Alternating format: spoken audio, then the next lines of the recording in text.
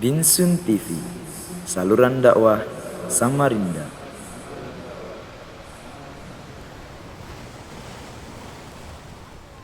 Assalamualaikum warahmatullahi wabarakatuh. Alhamdulillah rabbil alamin. Salatu wassalamu ala rasulillah wa ala alihi wa ashabihi wa man tabi'ahum bi ihsanin ila yaumiddin. Ya ayyuhalladzina amanu taqullaha haqqa tuqatih wa la tamutunna illa wa antum muslimun. يا أيها الناس اتقوا ربكم الذي خلقكم من نفس واحدة وخلق منها زوجها وبث منهما رجالا كثيرا ونساء واتقوا الله الذي تساءلون به والأرحام إن الله كان عليكم رقيبا. أما بعد فإن أحسن الكلام كلام الله وخير الهدى هدى محمد صلى الله عليه وسلم وشر الأمور محدثاتها فإن كل محدثة بدعة.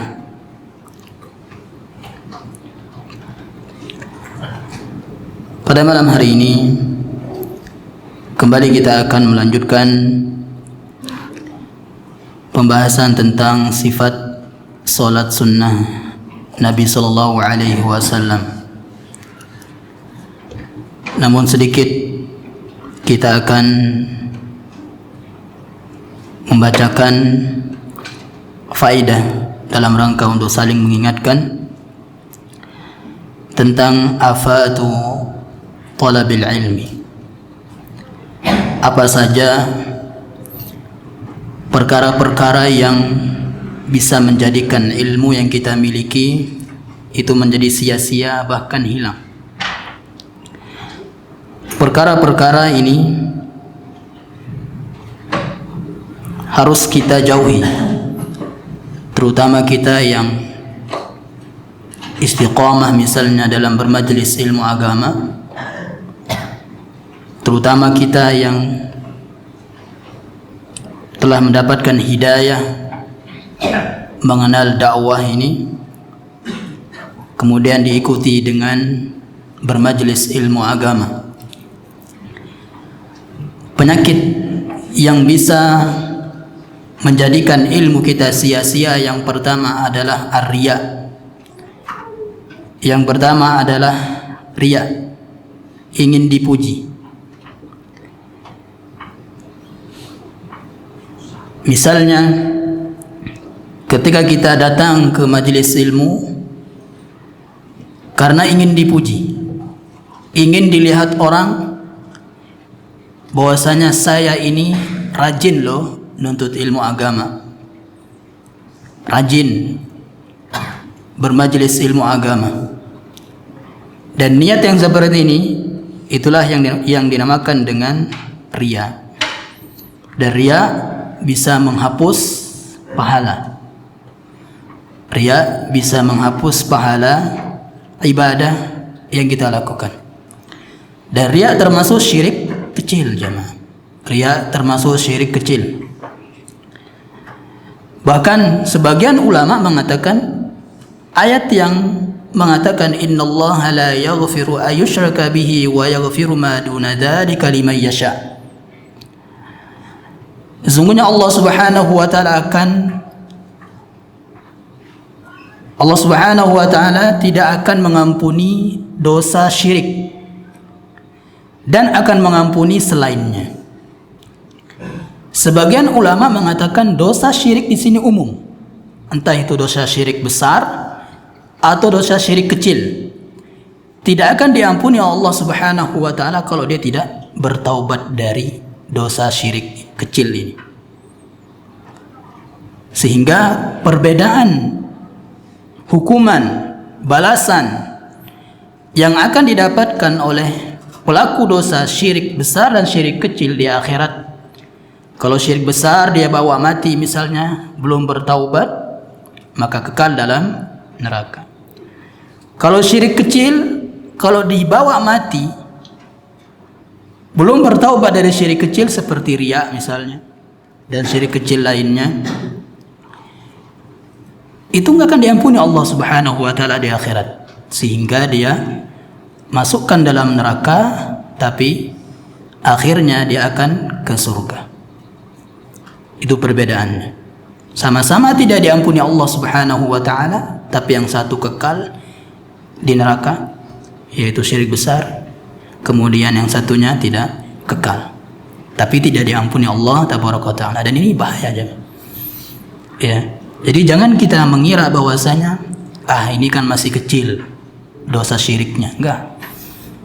Ya. Nah. Dan riya termasuk akan menghilangkan kesia-siaan. Ya, kesungguhan kita dalam menuntut ilmu agama tapi ternyata kita riya.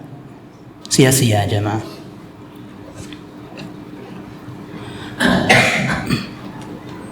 Kemudian yang kedua adalah al-ma'asi. Yang kedua adalah maksiat,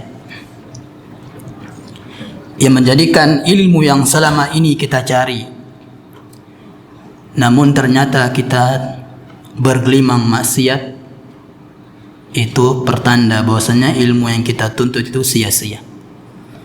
Makanya para ulama mengatakan kafa bil ilmi al khasyah. Cukuplah seorang itu dikatakan berilmu kalau dia ilmunya mewariskan rasa takut kepada Allah Subhanahu wa taala. Karena tidak ada yang bisa menghalangi kita dari maksiat kepada Allah kecuali rasa takut kepadanya. Karenanya rasa takut ini jemaah dijadikan rukun ibadah. Ya, khauf takut, kemudian roja dan mahabbah, rasa harap dan cinta. Jadi rasa takut ini harus kita miliki jemaah dalam hati kita. Inilah satu-satunya di antara yang akan menjauhkan kita dari maksiat. Sehingga ilmu yang kita tuntut selama ini itu berkah dan bermanfaat. Sahabat Abdullah bin Mas'ud radhiyallahu taala an, dia berkata, "Inilah ahsibur rajula yansal ilma kana ya'lamuhu bil khati'ati ya'maluha." Sungguh saya yakin bahwasanya seseorang yang melupakan ilmu, lupa dia. Ilmu yang dia miliki lupa. Kenapa sebabnya? Karena dosa yang telah ia lakukan, bil khati'ati. Satu dosa saja jemaah, lupa. Ya. Apalagi di zaman sekarang kita banyak dosanya jemaah. Kemudian juga para ulama menuliskan nasihat kepada seorang saudaranya, innaka utita ilman, wahai saudaraku, engkau telah diberikan ilmu, engkau telah diberikan hidayah untuk terus jalan dalam menuntut ilmu agama. Fala tudfi nura ilmika bi zulumati dzunubi, maka jangan engkau padamkan cahaya ini jemaah. Jadi apa yang kita tuntut selama ini cahaya jemaah. Ya, cahaya. Al-ilmu nur jemaah. Ilmu itu cahaya. Maka jangan kita padamkan cahaya ini, ya. Jangan jadikan sia-sia ilmu yang kita miliki ini dengan kegelapan maksiat, kegelapan dosa kita. Nah, dan cahaya yang kita butuh jemaah kelak di akhirat, sangat-sangat kita butuh cahaya. Ya. Terlebih lagi ketika melewati padang mahsyar. Ketika melewati sirat. Ya, ketika melewati sirat, jembatan yang digantung atau jembatan yang diletakkan di atas neraka jahanam. Dalam Al-Quran Allah sebutkan kita pasti semuanya mau bertakwa, mau ahli maksiat, pasti melewati itu. Kita pasti akan melewati neraka jahanam jemaah. Ya, semuanya. Dan pada saat itu kita butuh cahaya. Dan cahaya itu banyak yang dijelaskan oleh Rasulullah. Kalau mau cahaya ini. Ya. Di antaranya adalah ilmu. Nah. Maka sejatinya jemaah, ya, kita yang menjadi penuntut ilmu agama, apalagi yang kita tuntut ini sudah benar-benar dari Al-Quran dan hadis Nabi Sallallahu Alaihi Wasallam. Katakanlah sudah jauh dari bid'ah, ya, maka jangan sia-siakan ilmu ini jemaah dengan kita kotori dengan maksiat. Yang ketiga adalah al-ujub wa takabbur 'alan nas. Bangga diri, merasa pintar misalnya. Ya. Kemudian takabbur, sombong. Ya, sombong. Sombong itu meremehkan manusia dan menolak kebenaran. Sombong. Jadi bukanlah sombong itu yang berpakaian bagus atau baru, sendal baru, kendaraan baru. Itu bukan sombong. Yang sombong itu tadi kata Nabi sallallahu alaihi wasallam, batarul haq wa ghamtun nas. Nah. Dan ujub, takabur ini sifat iblis jemaah. Ya. Itulah yang menjadikan iblis itu ilmunya enggak berkah. Bahkan ketaatannya kepada Allah yang sebelumnya hilang sia-sia. Ya. Iblis kan seperti malaikat dulu jemaah, taatnya bukan main. Iblis tuh. Ya, tapi karena dia takabur, ujub, bangga diri, dilempar Allah Subhanahu wa taala ke bumi ini. Ya. Nah, sudah saya jelaskan di ini. Cara iblis ini dilempar seperti ini jemaah, seperti yang dipraktikkan oleh pemain sepak bola zaman sekarang. Ya. Ininya jarinya dijalin seperti ini dan dia menongak ke atas. Nah, kan itu yang dicontohkan oleh siapa itu pemain sepak bola. Nah, tahulah ya.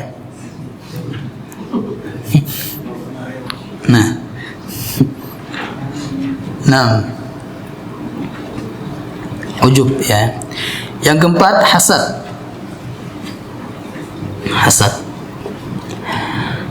Hasad juga bisa merugikan kita dan orang lain jemaah. Hasad ini, ya, hasad itu bisa merugikan diri sendiri. Amalan kita akan terhapus dengan hasad itu. Merugikan orang lain juga, ya, orang lain juga akan dirugikan. Karena banyak orang yang sakit gara-gara dihasad, ya, sakit hati kah. Nah, bahkan penyakit ain itu datangnya juga dari hasad, ya, penyakit ain. Dan Nabi SAW mengatakan umatku akan banyak meninggal dunia di akhir zaman karena ain, ya, karena ain. Makanya hati-hati jemaah, jangan sembarang share foto anak di medsos, ya. Banyak cerita, ya. Banyak cerita yang benar-benar mendapatkan akibat dari ain itu. Nah,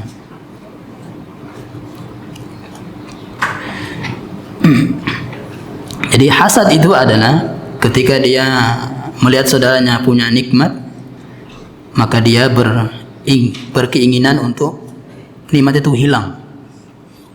Ya. Maka orang yang hasad itu tidak beriman kepada takdir Allah. Ya. Tidak beriman kepada takdir Allah. Benci dengan takdir Allah kepada saudaranya itu.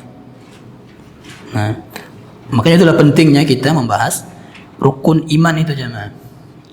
Iman kepada takdir Allah. Nah, bahkan Nabi SAW mengatakan la yajtami'ani fi qalbi 'abdin al-iman wal hasad. Tidak akan terkumpul pada hati seseorang hamba dua, iman dan hasad. Kalau dia hasad, berarti dia enggak beriman. Ya. Kalau dia beriman, maka dia tidak akan pernah hasad. Dan semua kita, kata Syekhul Islam Ibnu Taimiyah, punya rasa hasad dalam hati jemaah. Ya. Semua kita punya rasa hasad dalam hati. Tapi yang baik itu adalah, yang mulia itu adalah dia tidak menampakkan hasadnya. Ya, dia tidak menampakkan hasadnya. Beda dengan yang al-laim, yang tercela adalah yang menampakkan hasadnya. Dia malah gibahin orang, dia malah ngomong ke orang-orang dan seterusnya. Nah, dan bedakan hasad dengan ghibthah. Ya, ghibthah. Ghibthah itu iri dengan nikmat yang diberikan oleh Allah kepada saudaranya, tapi membuat dia termotivasi, ya, dan tidak ada keinginan untuk nikmat itu hilang pada saudaranya itu. Itu namanya ghibthah. Dan ini boleh, ya. Misalnya kita lihat saudara kita, masya Allah ini rajin sekali dia. Nah ini kita iri pada dia misalnya, ya, saya pingin sekali seperti dia. Nah itu dia, ini ghibthah namanya, ya. Dan ini dibolehkan. Yang kelima, tidak mengamalkan ilmu. Ini yang berat jemaah. Ya, tidak mengamalkan ilmu. Ini juga yang membuat ilmu kita sia-sia. Ya. Yang keenam, debat. Debat, suka debat. Ya, terutama di medsos tuh. Ya. Nggak paham ini itu, debat, ya. Nah, pasti orang yang debat di medsos itu jemaah, banyak waktu yang akan terbuang, ya, banyak waktu yang akan terbuang, dan juga menjadikan dia nggak khusyuk sholat, ya. Nanti setan akan ingatkan itu, kenapa saya nggak sampaikan dalil ini tadi ya. Nah gitu, setan, ya, ini yang tepat tadi untuk dia itu. Nah, itu nggak khusyuk dalam sholat ya, debat, ya, makanya hindari debat. Yang ketujuh, menyembunyikan ilmu. Menyembunyikan ilmu. Yang kedelapan, sibuk dengan dunia. Yang kedelapan, sibuk dengan dunia. Jadi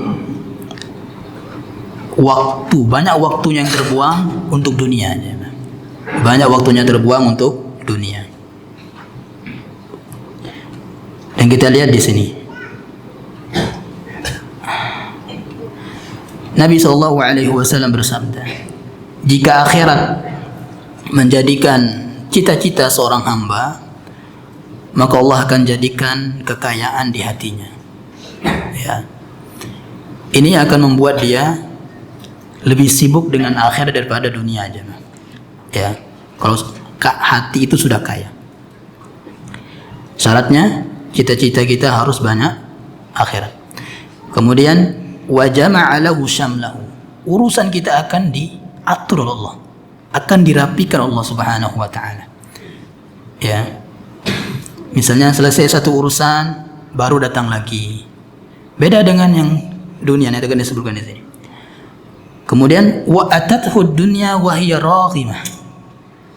Ya, dunia itu akan datang dengan hina aja, kalau kita niatnya akhirat. Ya. Kan seperti patah orang dulu itu, perkataan orang dahulu, kalau kita nanam padi pasti akan ada rumputnya, ya. Nah itu, jadi akan mengikuti jemaah dunia itu. Nah, kemudian wa man kanatid dunya hamma, kalau cita-cita hidupnya dunia ini ada di dunia ini adalah dunia 24 jam dia dunia, ya, maka akan Allah jadikan depan matanya itu kefakiran. Hatinya akan merasa fakir terus sehingga sibuk dengan dunia. Kemudian wa farraqa alaihi syamlah, urusannya akan tercerai-berai. Ya, belum satu urusan, datang lagi urusan yang lain. Belum selesai urusan satunya, datang lagi dan seterusnya. Ya. Walam ya'ti minad dunya illa ma qudira lahu. Ya. Padahal yang ia dapatkan dari dunia itu yang Allah takdirkan saja. Nah, makanya orang yang sibuk dunia pasti akan dilupakan akhirat. Kayak tadi, kalau kita nanam rumput, nggak mungkin tumbuh padi. Ya. Nah, yang terakhir an-nisyan, lupa. Ya, sifat lupa. Obat dari lupa ini jemaah murojaah. Ya, murojaah. Obat dari lupa itu adalah murojaah. Sama juga seperti orang penghafal Quran atau para pondok, ya, santri di pondok itu wajib murojaah itu. Ya, santri di pondok. Nah, dan kita juga jemaah, apa yang sudah kita tulis itu dibaca juga jemaah. Ya, jangan dilepas gitu aja. Nah, sehingga jemaah kalau kita punya anak di pondok jemaah, maka nasihatnya itu adalah, ya, bukan tanya bagaimana makannya situ nak, enggak. Ya, yang ditanya itu adalah sudah merojaah belum Al-Qur'annya, pelajarannya, itu yang ditanya. Ya, enggak mungkin ya orang di pondok itu nggak dikasih makan, ya. Tapi pasti beda ya makanan di rumah dengan di pondok. Nah, tapi di pondok itu banyak sate makanannya jemaah. Sate itu apa? Sayur terong, ya. Sate katanya. Nah, ya itu. Jadi itu yang harus kita jauhi jemaah, ya. Harus kita jauhi agar ilmu yang kita miliki ini berkah dan dimudahkan untuk kita amalkan. Ya. Dan kita pasti akan ditanya kelak oleh Allah Subhanahu wa taala di hadapan Allah. Ilmu yang kita tuntut ini jemaah, ya. Jangan kita berpikir nanti, wah kalau ditanya ngapain nuntut ilmu? Itu lebih besar lagi pertanyaannya. Ya, kita akan ditanya Allah Subhanahu wa taala ilmu kita yang mana kita amalkan. Ya, makanya persiapkan jemaah aja jawabannya. Ya, kita lanjut. Salat sunnah selanjutnya adalah yang tersisa kemarin adalah salat Isya, ya, salat sunnah Isya.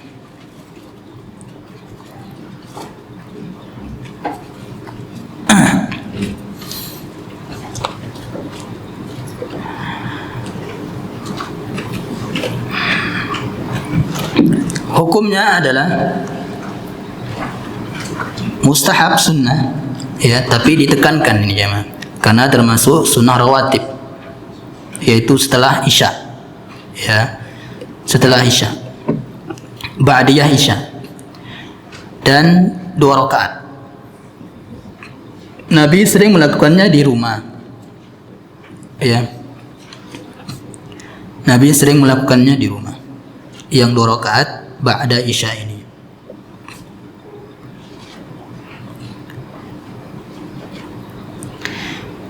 Dan ini fadilahnya sudah kita jelaskan, ya. Siapa yang sholat 12 rakaat, sholat sunnah rawatib dalam sehari, maka dia akan dibangunkan istana di dalam surga. Nah, adapun qabliyah Isya itu ada sebagaimana dalil umum, ya. Baina kulli adzanaini salatun.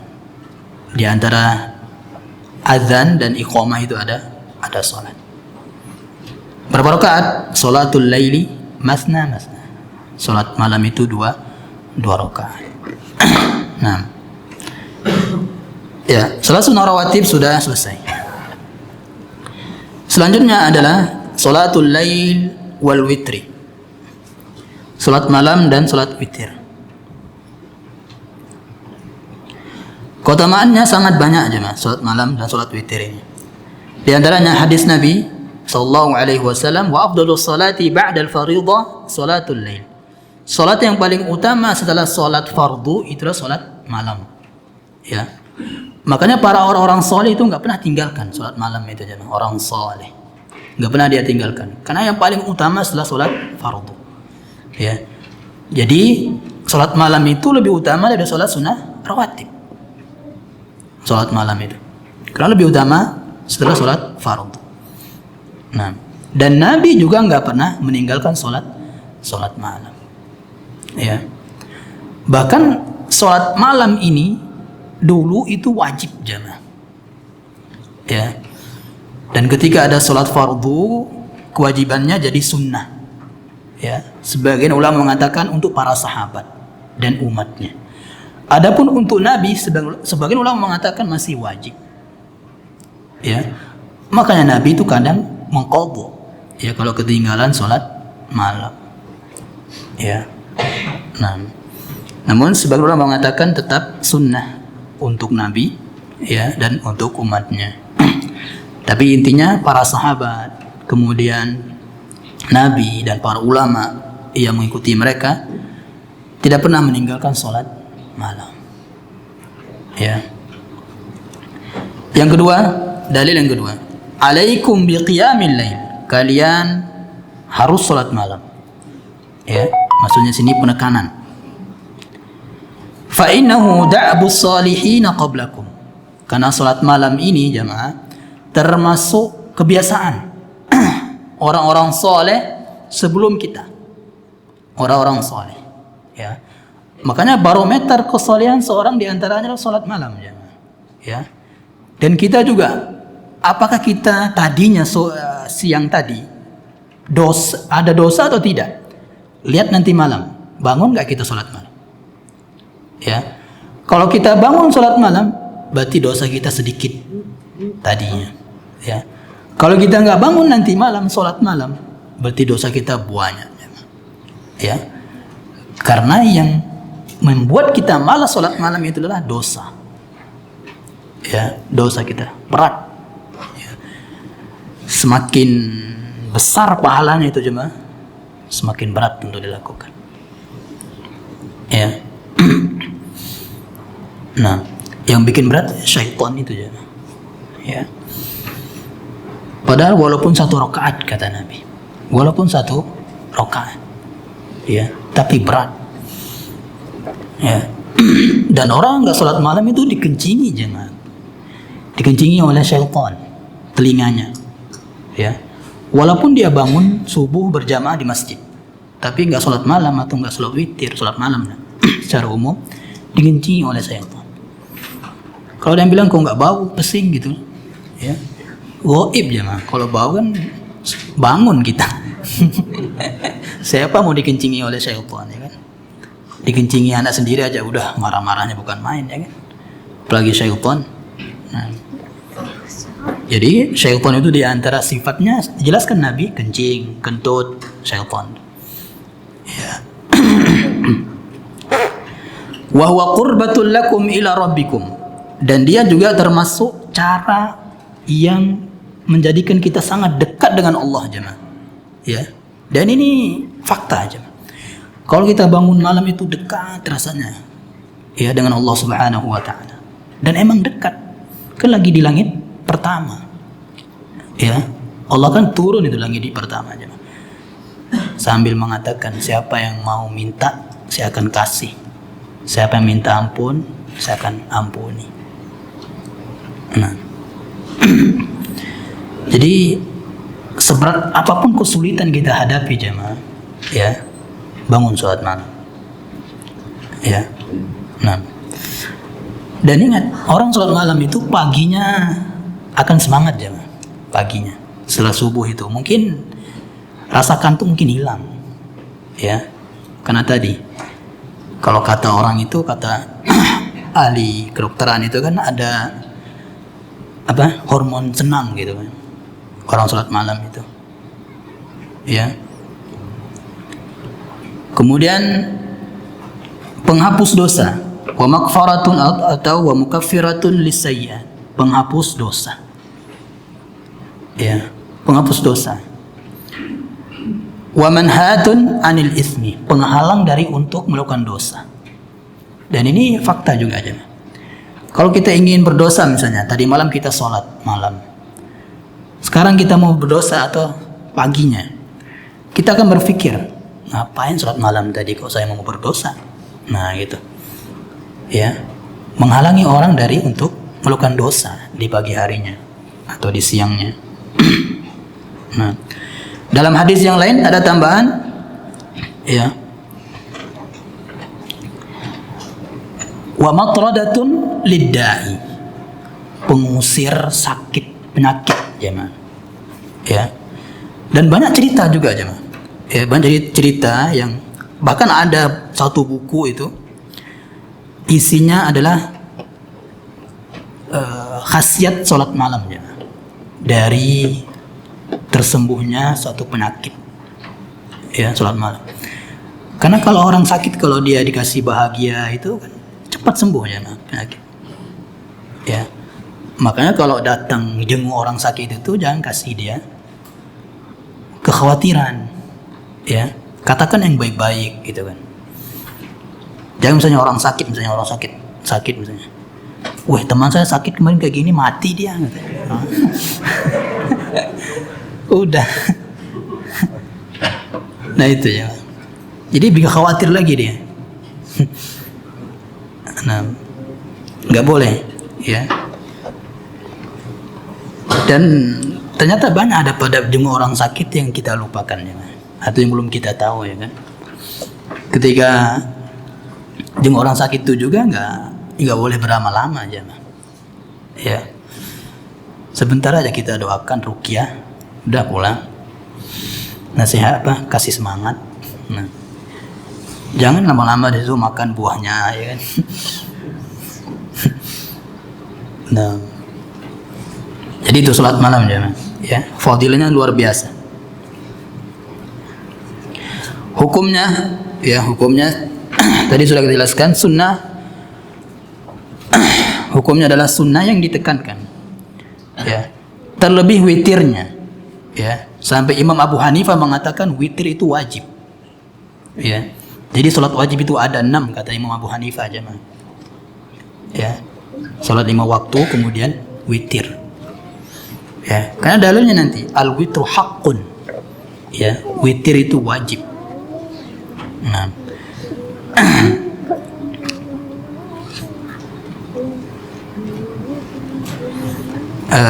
dalil tentang sunnahnya adalah, ya, Nabi SAW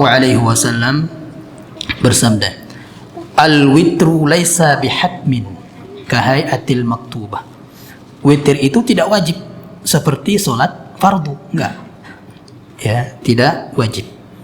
Walakinnahu sunnatun sannaha Rasulullah sallallahu alaihi wasallam. Akan tapi itu sunnah, ya. Jadi sunnah yang sangat-sangat ditekankan.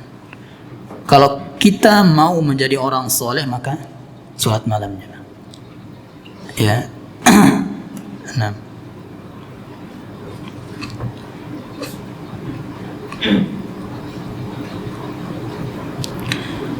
kemudian awal waktu sholat malam, witir, ya, dan akhirnya. Awal waktunya sholat malam atau sholat tahajud, ya, sholat malam dan witir itu adalah ba'da sholatil isya, setelah sholat isya, ya.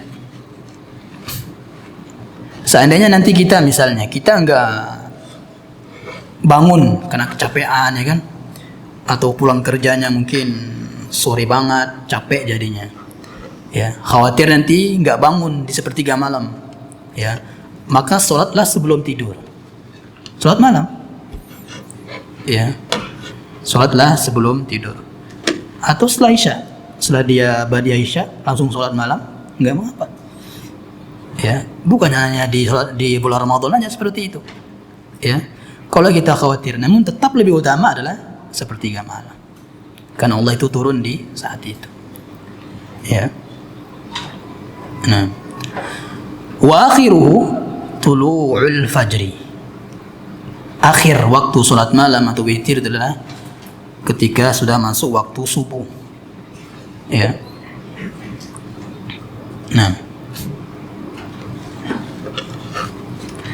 Dan Nabi SAW mengatakan dalil tentang akhir waktunya ini, fa idza khasyiya ahadukumus subha, kalau kalian khawatir waktu subuh akan tiba. Nah ini misalnya jemaah, kita terlambat bangun setengah jam atau katakanlah setengah jam sebelum subuh kita bangun sudah ngaji, ya.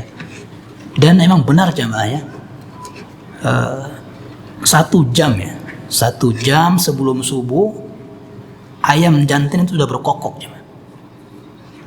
Ayam jantan sudah berkokok, ya.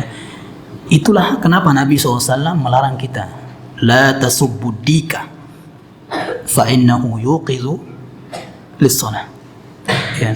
Jangan kalian mencela ayam jantan, karena ayam jantan itu membangunkan kalian untuk sholat malam. Ya, cobalah dengar jemaah. Ya, sebelum subuh atau 1 jam sebelum subuh itu dia sudah berkokok, ya. Masa kita kalah sama ayam jantan? Nah, ya. Dan mereka kalau berkokok kan lihat malaikat, ya. Makanya kita disunahkan untuk berdoa minta fadl, keutamaan. Ya, Allahumma inni as'aluka min fadlik. Ya. Doa mau keluar masjid. Nah itu jemaah. Ya. Ya, kalau kita khawatir tadi sebelum setengah jam sebelum subuh kita bangun. Kan kalau kita bangun pasti ke WC, ya. WC entah itu buang air besar atau buang air kecil, itu butuh waktu lama. Nah, kalau kita khawatir jangan-jangan subuh mau masuk, ya. Maka shalla rak'atan wahidatan tutiru lahu ma qad shalla. Ya, salatlah 1 rakaat saja. Ya. 1 rakaat saja itu salat witir. Nah, maka dia telah mendapatkan yang namanya salat malam itu. Ya. Kalau ada pertanyaan apa bedanya salat malam sama salat tahajud? Sama aja. Ya. Cuman beda waktu melakukannya itu aja. Kalau sholat tahajud, kenapa dikatakan sholat tahajud? Karena dilakukan setelah tidur. Ya, setelah tidur. Sekarang misalnya, kita tidur jam 9, bangun jam 10, terus sholat. Itu namanya sholat tahajud. Ya, sholat tahajud. Pokoknya kalau di malam hari, setelah tidur dia sholat malam, maka itu namanya sholat tahajud. Ya, tapi secara umum namanya sholat malam. Witir itu juga sholat malam, ya. Makanya kan banyak orang bingung kan. Jarang orang di luar sana itu misalnya sholat witirnya itu 3 rakaat langsung. Ya, salamnya 1 kali. Mereka nggak mau sholat, jarang mau sholat witir itu 2 rakaat salam, 1 rakaat salam, ya. Karena niatnya apa ini? Nah, katanya kan. Padahal niatnya sholat malam udah. Ya. Kenapa dikatakan witir? Ya karena ganjil, ya kan? Karena ganjil. Nah.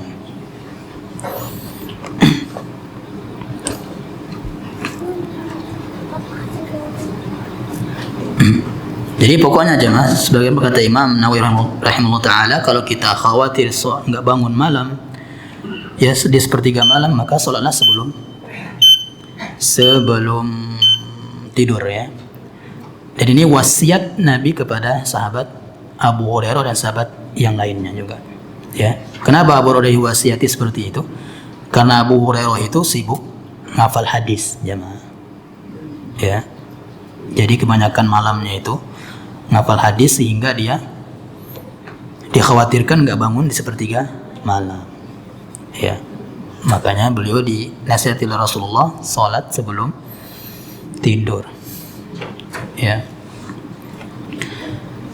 Ya, insyaallah kita akan lanjut nanti dengan jumlah rakaatnya, witirnya kapan, ya. Ternyata witir, kunut witir kapan, ya. Dan kita jarang, ya, kapan-kapan dipraktekkan, ya. Kunut witir itu sebelum ruku. Ya, sebelum ruku habis baca qul huwallahu ahad langsung angkat tangan. Baru ruku. Ya. Bahkan itu lebih utama daripada setelah ruku. Subhanallah bihamdik. Asyhadu an la ilaha illa anta astaghfiruka wa atubu ilaik. Assalamualaikum warahmatullahi wabarakatuh.